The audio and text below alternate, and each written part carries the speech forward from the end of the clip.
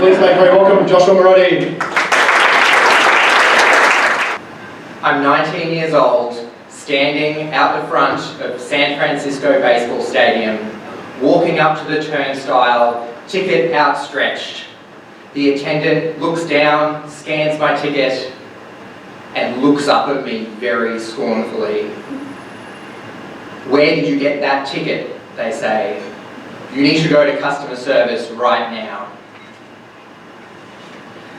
The year was 2014, and I just was at the end of my university exchange in San Francisco.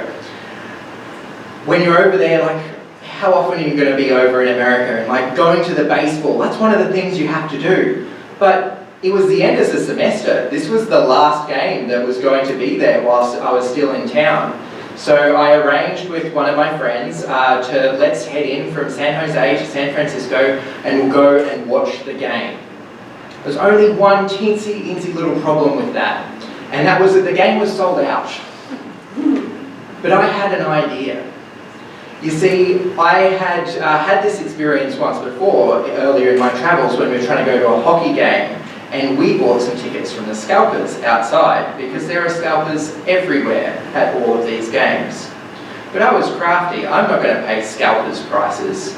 So, like, how long does a sports ball game go for anyway? Who cares if you miss the first 5 minutes? So you wait, and you go and talk to the scalpers right after the game has started, because who else are they going to sell the tickets to after the game started, right? At the very least, you get them for face value instead of whatever they were trying to charge. So we're all clever. We catch the train into San Francisco. We get off at the stadium. We arrive just as the last of the crowds are moving into the stadium, and we go and find the scalpers out the front. They're not very hard to find. And we each buy a ticket. Even the scalpers are running low at this point in time. We couldn't get 2 tickets together. We were on opposite sides of the stadium, but that was okay. We'd get to watch the game.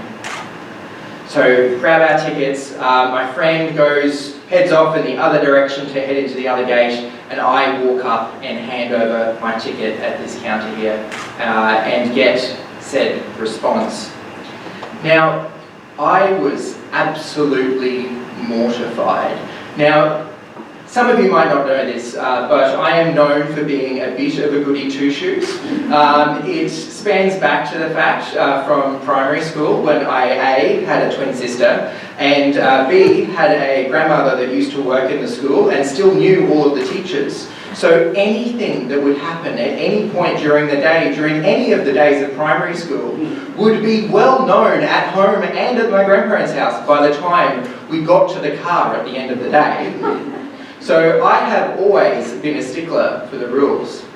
So I head over to the customer service desk and I have a nervous wait when I'm waiting here. And I'm kind of like hopeful that they'll just sort this out for me, but at the same time, it's just like, well, they don't know my name yet, so should I just be like getting out of here? Like, what have I done? And so I get to the front of the counter and they scan the ticket and they said, well, yes, this was a lost ticket from our season pass holder, and that's it. Well, we're taking this now. Where did you get it? And I told them the story, and they no remorse whatsoever. That's too bad. And but they did have a couple of single seats left, right at the very top of the stadium. So I had my ticket, and at this point, some of the game still remained. But there was a problem. This didn't feel very fair. I had paid for my ticket from the scalpers, and I didn't get it. So I walked back outside the stadium. The stadium now is this giant plaza around the stadium, and it is empty apart from, say, half a dozen scalpers kind of collected around the outside, still trying to flog off the rest of their wares. And I walked straight back up to the scalper that I bought the ticket from. It was all of 19-year-old this and 6'4" of solidly built African-American hustler.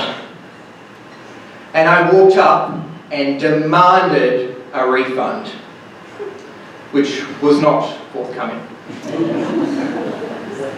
He called over his mate and he said, "Where did you get this ticket from?" And we then worked out there was a footprint on my ticket. So he picked it up off the sidewalk, and they tried to offer me another ticket in return. But I just bought another ticket from the customer service desk. I didn't want another ticket. I didn't need another ticket. I wanted a refund because you sold me a bad ticket. And they wouldn't give me one. That was it. That was final. So I took a couple of steps back and I started broadcasting to the world, do not buy your tickets from these scammers. They are fake tickets. You will not get into the stadium. They're stolen tickets. Stay away, fraudsters. There wasn't one 6'4" guy, like they were all like that. And I had my entire net worth of camera equipment on my back, my little scrawny self at the time. And I got a refund.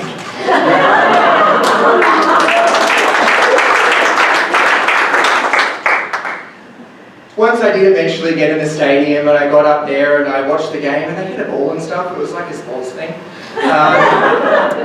And it was at that point that I realised that maybe some things aren't worth fighting for quite that much.